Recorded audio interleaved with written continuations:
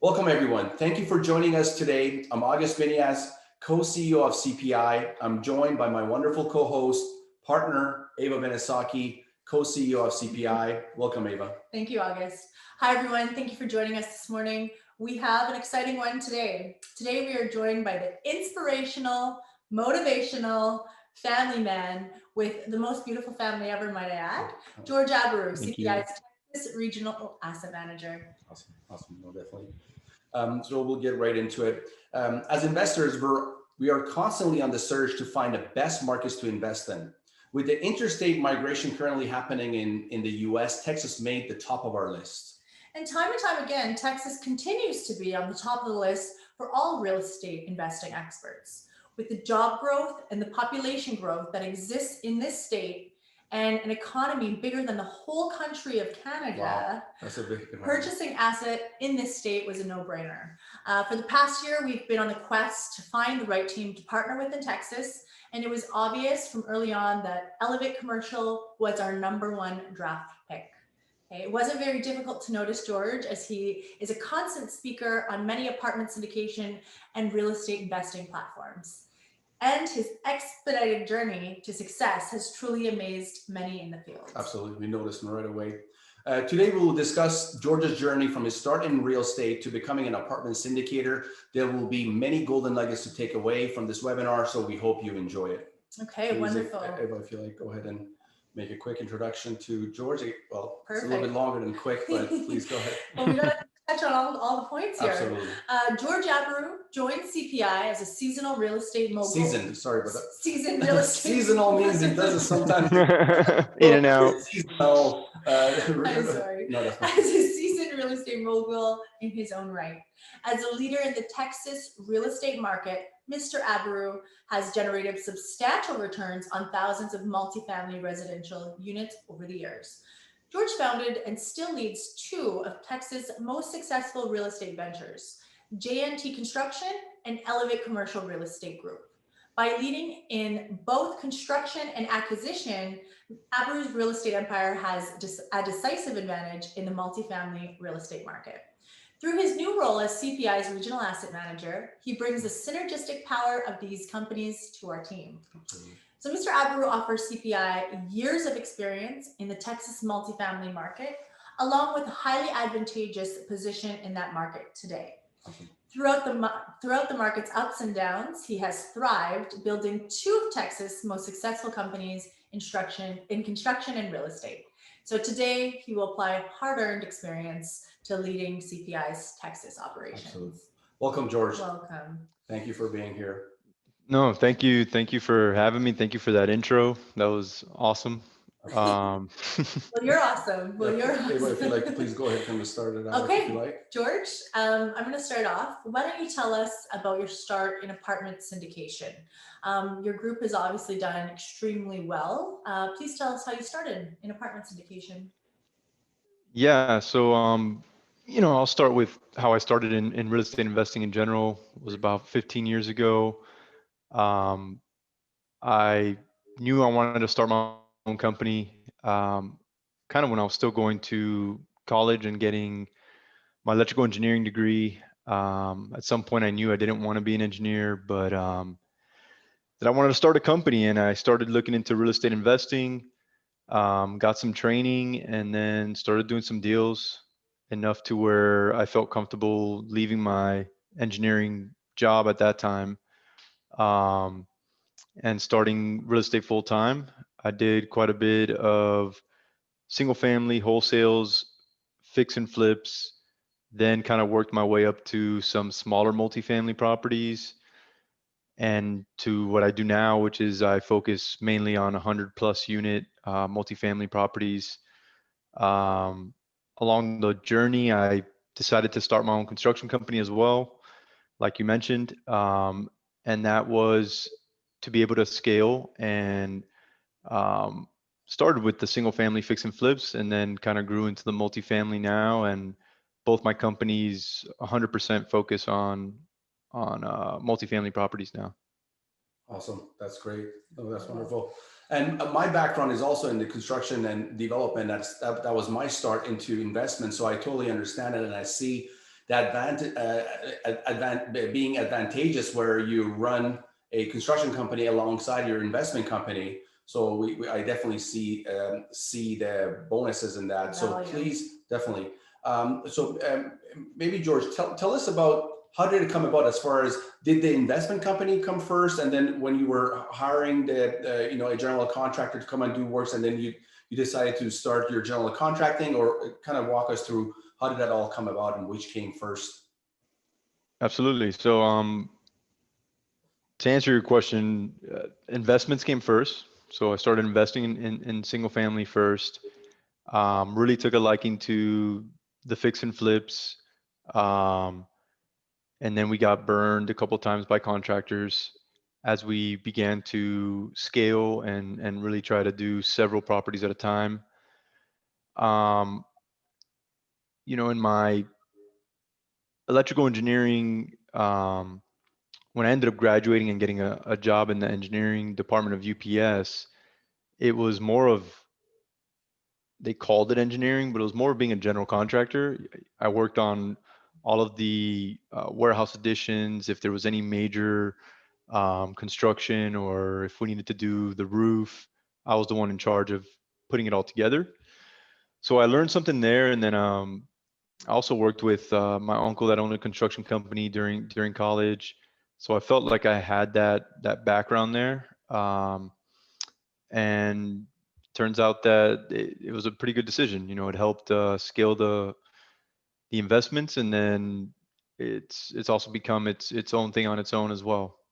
Great. Yeah. So most apartment syndicators, even really large ones, they always leave the capex and the renovations to the property management firm. But in your case, it's done in house, and that's a huge bonus. I mean, that was something that we were looking for. So it's really awesome that you kind of have the two-pronged approach. Ava, if you'd like to. That's what we love about George. Yeah, please. If you like this one here. Oh, for sure. Okay, so George, we always hear about Texas since we were kids. If it's the Western movies, or recently with huge migration happening to Texas, what is it about this great state that people keep gravitating towards? And if I could say a couple of quick points. It's also, we see with Tesla moving there, Elon Musk, Joe Rogan is moving to Texas. So it seems like, people are gravitating to the state, and your business is there.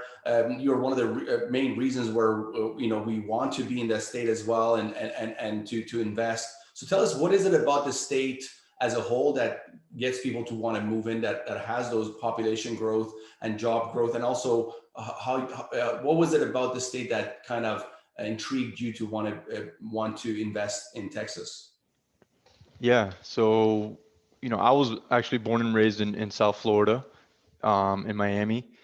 And after the market crash in 2008, South Florida got hit really hard. So we wanted to keep doing what we were doing, and it was kind of impossible there. So we looked around, and we started looking at different cities and the economy in those cities. And we kind of gravitated towards Dallas. We came and visited the city, and it was nothing, kind of like what you said. We were thinking Texas, it was going to be a bunch of horses and cowboys, and we were surprised. It was,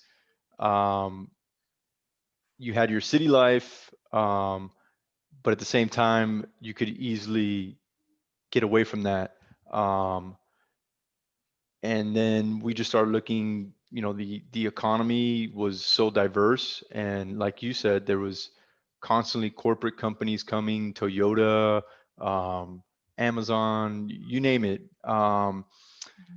So, we moved and we started building our real estate investments in Texas, and it turned out to be a really good move. And I think others throughout the years have kind of noticed the same things we did. That was 12 years ago. Um, the state in itself, it has a lot less regulations. It's very business friendly. Um, it's taxes. It's good on taxes. So yeah, it's just compared to a California or a New York.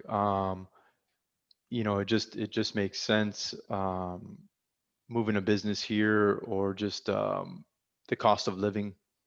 Absolutely. Definitely. Yeah, no, that's part of being a visionary. So you saw something, you saw a potential, and you made the move, and it's paid huge. So definitely give your accolades that you well deserve on that. Also, our group, we basically we don't pick a city out of a hat. We follow the numbers. We follow the real estate fundamentals of the job growth, the population growth. And with the US being over 300 million people, and people are moving between states, US, I mean, New York and California are getting too expensive. The cost of living is high, and people are moving to states like Texas. I believe there's no state tax in Texas. Is that correct? Yeah. Correct. And then again, the economy is super large. So if you like to go to the. This is my favorite question for George. We are inspired by your online presence, as it has a strong focus on motivation. Can you please tell us what drives you? In business and personal and all of Yeah.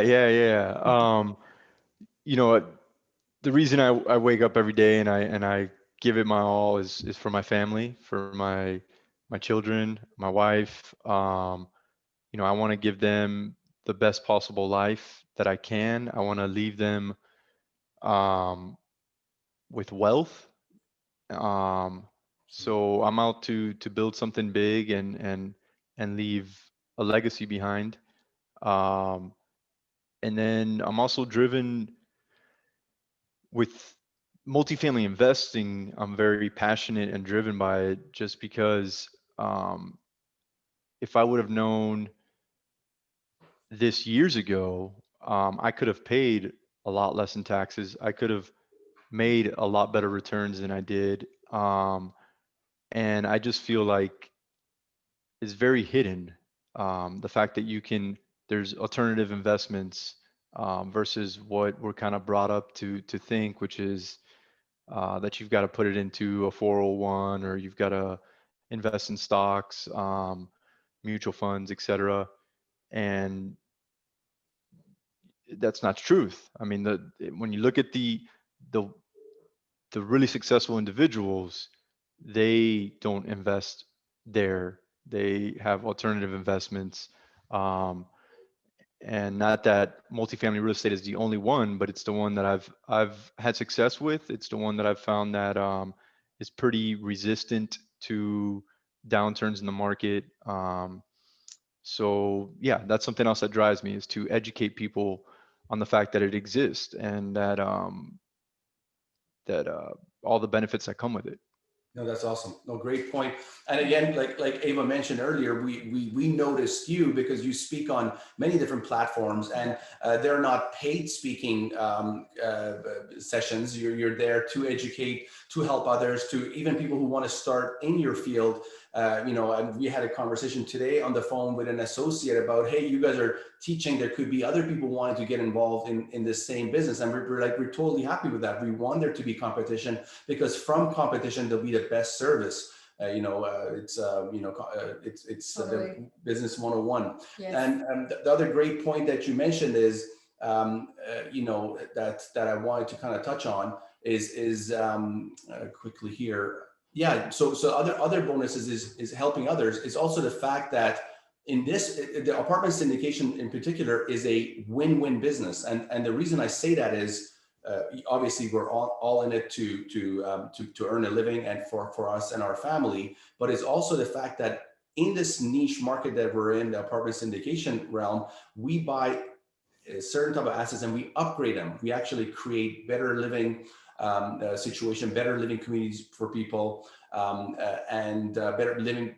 creating better quality of life. And And what we noticed, there was an unfortunate event that happened in one of your in one of your buildings that you own, and there was a fire. Thankfully, nobody was hurt. But we saw how hands-on you were. You were right away on site when it was happening. You were right away on site when there was there needed to be the fixes that were made. You guys were on it, and that's a great part where, you know, since you have the background in construction, you're hands-on and you're helping the community to reconstruct and get their units back going. So tell us a little bit more about your experience. That I'm sure in your journey there's been many situations where you've helped people in all these units that you own and operate. Yeah, no, I mean, I like the way you said it. You know, it's a win-win for everyone. And the way we kind of look at it is, in a sense, we have two clients to serve when we're doing this. You know, we have our residents first, and then we have our investors kind of at the same time. You know, and the more we improve the life of our residents, the more we show that we care, the better that property is going to perform. Like, it's just one of those things. You know, when your residents know that the ownership cares about them, they're going to stay there longer. When a resident stays in a property longer, you have less turnover. You have obviously your occupancy is up, so it brings the value of that property up. And at the same time, like you said, we're updating it, and we're also we're strong believers of creating a community feel when we take over a property. We do a lot of community events. We when a resident moves into a new unit, you know, we've got a gift basket for them. We just like to do little different things that lets them know that, hey, we care. You know, we see you. And like you mentioned, the fire. You know, the first thing when something like that happens, the first thing on our mind is, okay, is everybody safe? Does everybody, you know, there's no way that person can stay there tonight. Where are they staying? Where we had the Red Cross out on that fire, and they set them up with somewhere to stay for that night.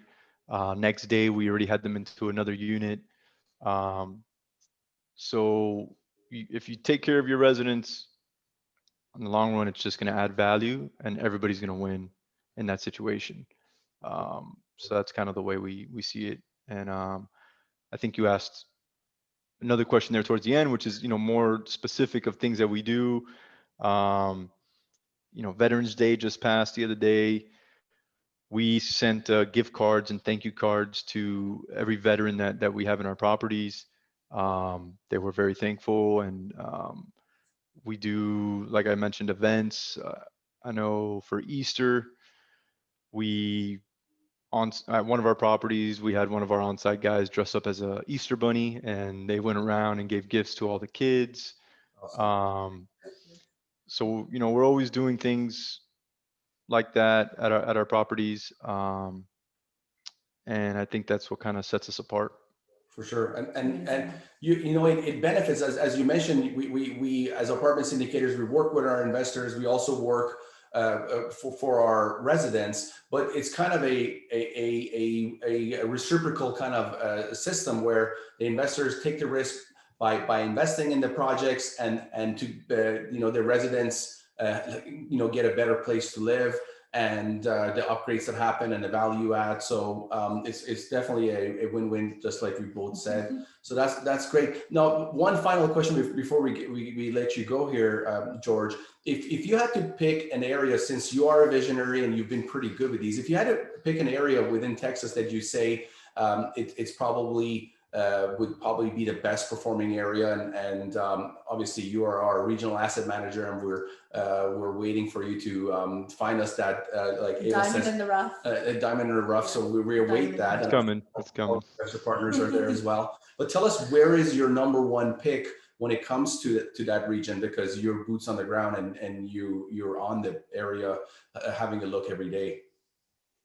You know, I'm not just going to say this because I live here, but you know, I do think DFW, Dallas Fort Worth, is the best market in Texas. With that said, it's also one of the hottest markets. So